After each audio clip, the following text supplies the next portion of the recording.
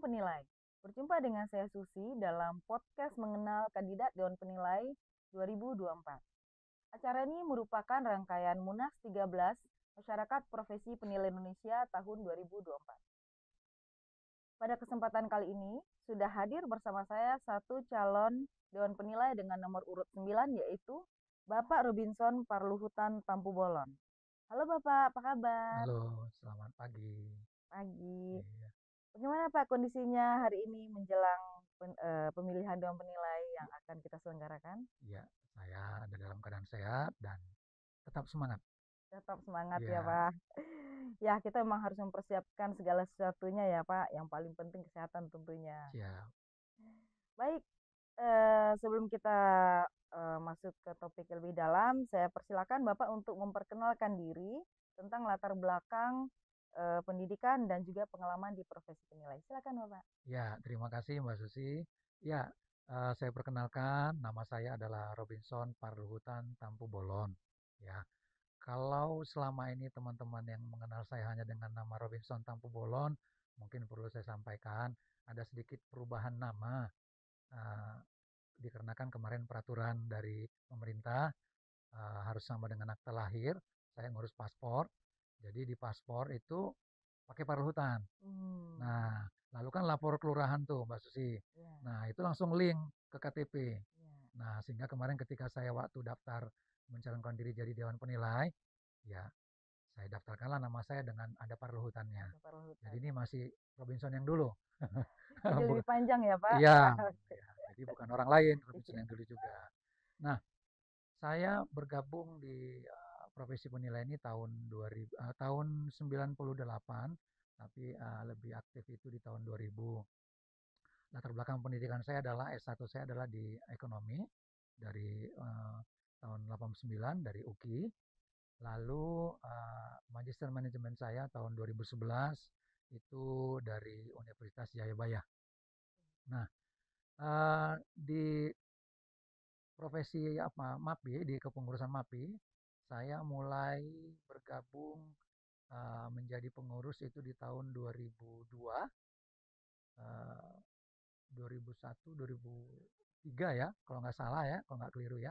Itu ketika almarhum Pak Suryantoro yang jadi ketua umum MAPI. Nah, lalu Dulu saya, sebagai apa itu Pak di waktu itu, pengurusan Pak? waktu itu saya di kepengurusan itu sebagai ketua Badan Komunikasi dan Informasi. Oh, Ketua Badan Komunikasi dan Informasi. Masih ingat ketika itu sekjennya, sekumnya, kita nyebut sekum, nyebut juga sekjen ya, itu Pak iya. Oki Danusa. Oh, Iya. Nah, setelah itu juga saya ikut ke apa namanya pemimpin redaksi Warta Penilai. iya, Warta Penilai ya bisa dimaklumin karena saya ketua Badan Komunikasi dan Informasi di Warta Penilai itu kan banyak informasi-informasi dan media komunikasi juga secara tertulis. Nah, jadi mungkin ex officio gitu ya. Lalu saya pernah menjabat juga ketua bidang organisasi dan kerjasama lembaga. hmm, Nah, lalu di tengah-tengah itu saya di kepengurusan eh, tahun 2008-2012 itu ya saya sebagai Sekjen MAPI ya oh, itu membantu Pak Hamid ya di 2008-2012.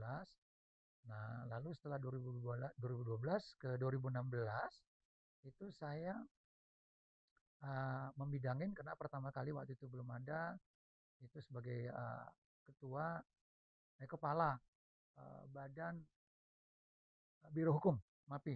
hmm, Ya, memang latar belakang saya bukan hukum, iya, tapi ketika itu ya diperlukan segera ada Biro Hukum MAPI ya sementara saya akan apa namanya mengepalainya sementara saat itu.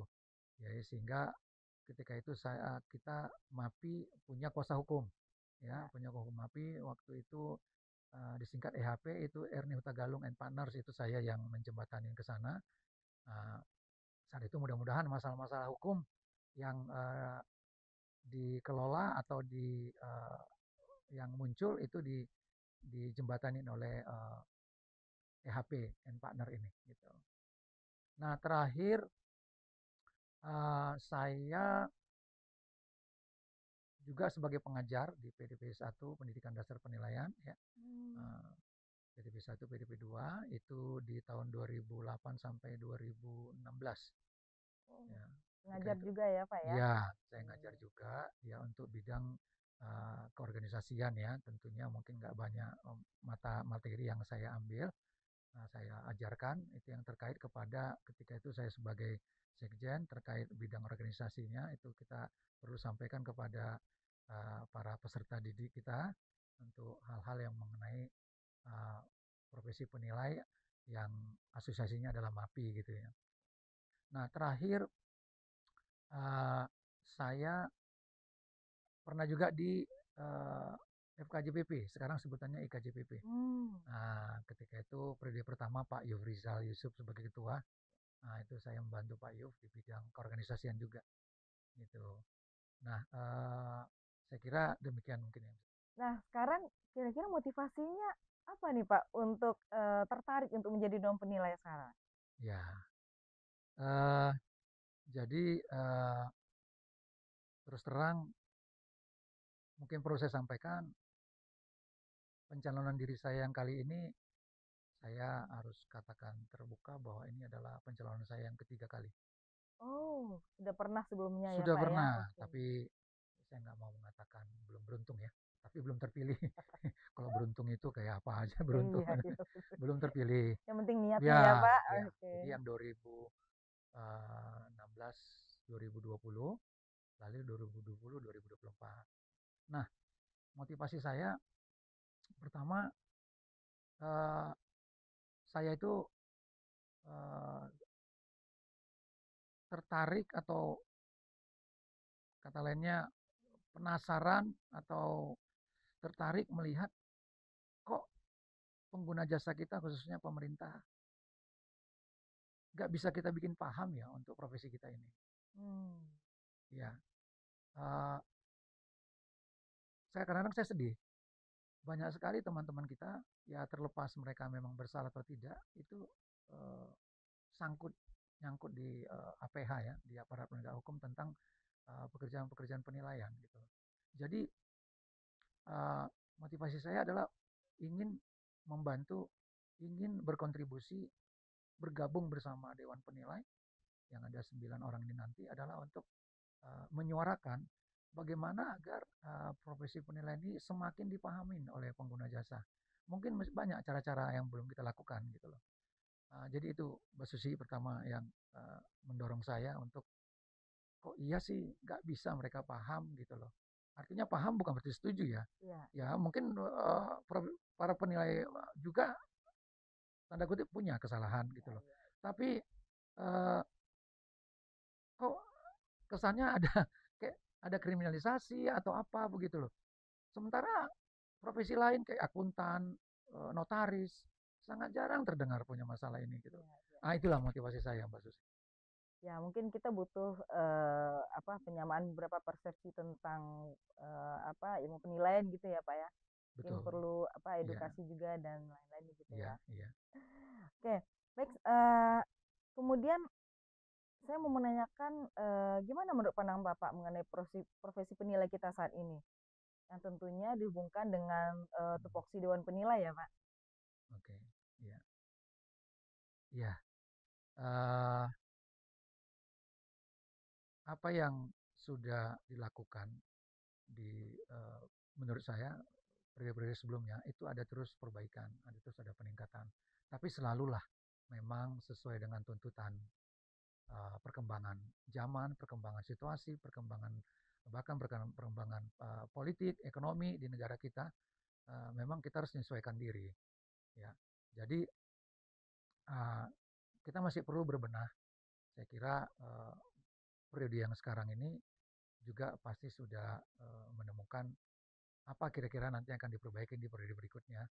Nah, tapi yang perlu saya katakan adalah uh, pemerintah ataupun pengguna jasa yang membutuhkan jasa profesi penilai harus betul-betul memahami, bukan sekedar syarat, ya syarat untuk katakanlah agar kredit mereka cair, syarat untuk uh, apa namanya persyaratan untuk proyek bisa terpenuhin, lolos. Tapi memang eh, janganlah profesi penilai itu dibuat sebagai kadang-kadang kambing hitam untuk mencari hal-hal yang perlu eh, menyalahkan pihak-pihak tertentu. Nah, jadi saya kira itu yang perlu kita perhatikan ke depan gitu, Mbak Susi. Ya, memang perlu kita sampaikan bahwa betapa pentingnya profesi penilai itu yang apalagi dalam menunjang sektor perekonomian gitu ya Pak ya.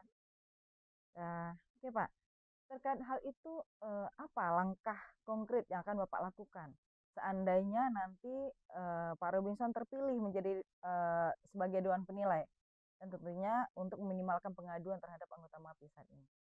Ya, eh, saya kira yang pertama secara internal dulu, ya, secara internal dulu. Saya kira kita jangan bosan untuk terus mengingatkan para anggota MAPI. Lalu kita terus memperbaiki standar kita dan kita terus memberikan uh, apa namanya edukasi kepada para anggota MAPI untuk terus uh, berbenah diri, melakukan yang terbaik terus semakin baik untuk melakukan pekerjaan apa namanya mempraktekkan profesi penilainya di tengah-tengah melayani masyarakat.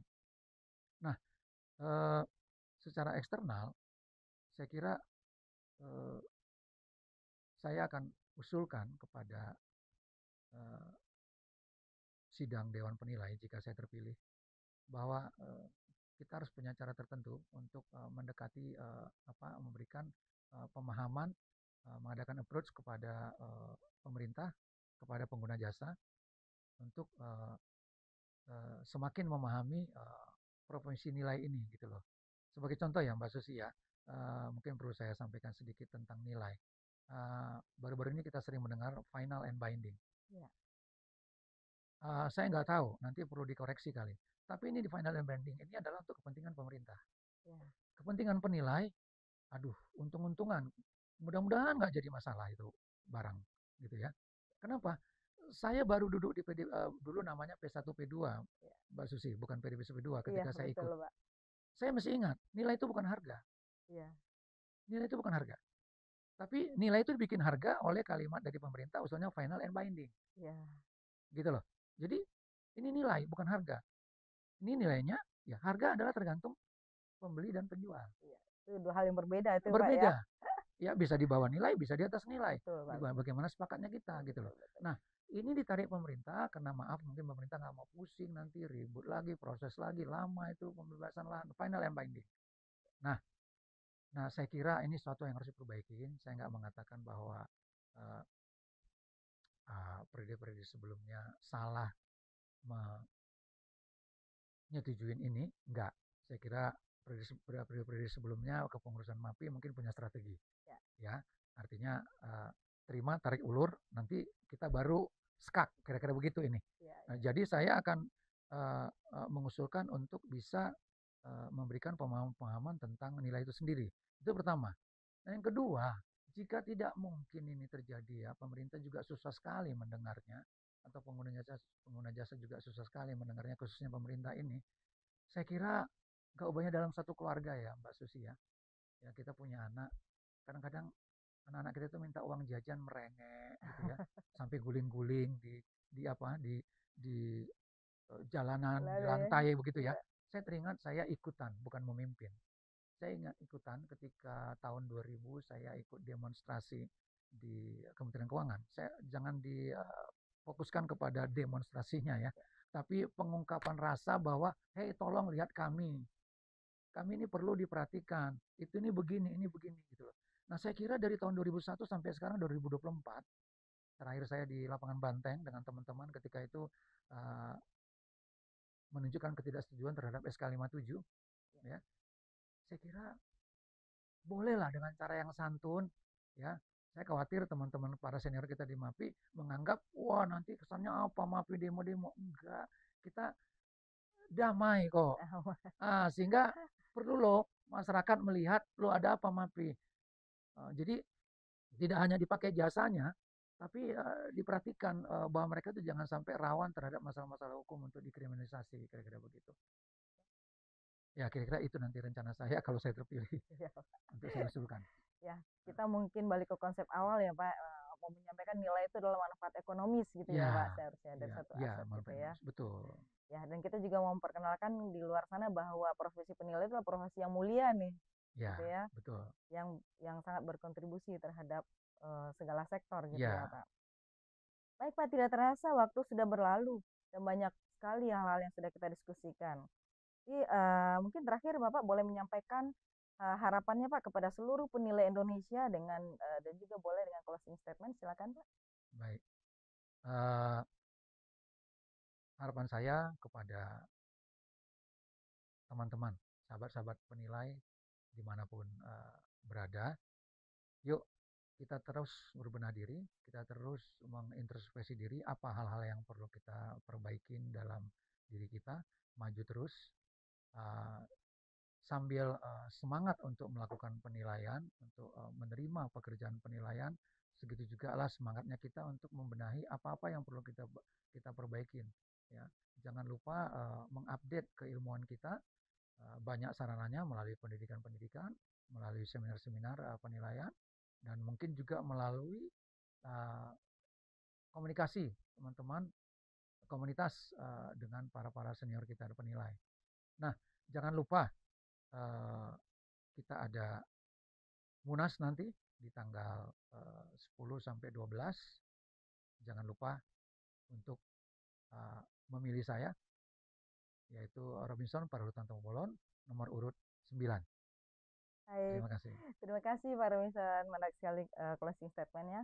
Baik, demikianlah cara podcast kita bersama kandidat calon Dewan Penilai dengan nomor urut 9, yaitu Bapak Robinson Parluhutan Tampu Bolon. Saya Susi, bersama seluruh kerabat kerja yang bertugas, pamit undur diri. Sampai jumpa di Munas MAPI 2024. Salam penilai.